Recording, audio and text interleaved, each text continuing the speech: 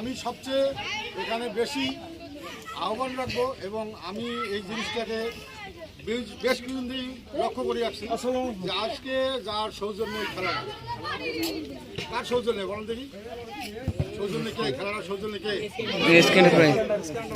এটা আমি এই ইউনিয়নে বিভিন্নভাবে আমি যেটা দেখতেছি, সে যেভাবে যুব সমাজের জন্য এগিয়ে আসছে, আমার মনে হয় আমার চেয়ারম্যানের সময় আমি যতটুকু পারছি ছেলেদেরকে উৎসাহিত করছি, তারা যাতে এই সমস্ত কাজে জড়িত না থাকে সে ব্যাপারে আমি চেষ্টা করছি। যখন যে অবস্থায় গেছি, বিশেষ করে তাদেরকে সুস্থ রাখার এবং ভালো রাখার আমি চেষ্টা করছি।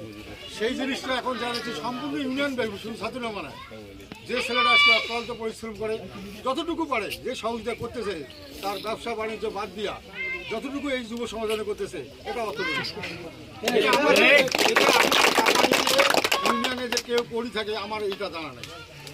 তার সাথে সাথে আমি ধন্যবাদ জানাবো মোজাফর ভাই, উনি যে প্রতিটা খেলাতে যেভাবে অংশগ্রহণ করে ছেলেদেরকে উৎসাহিত করে, এটা হয়তো উনি না থাকলে এইরকম পরবর্তীতে উনি কাউকে তৈরি করতে পারবে কিনা, নাকি আমি আহ্বান করবো যে আপনার পরবর্তীতে বয়স হয়ে গেলে তো আর পারবে না, আরেকজন যেন তৈরি করতে পারে।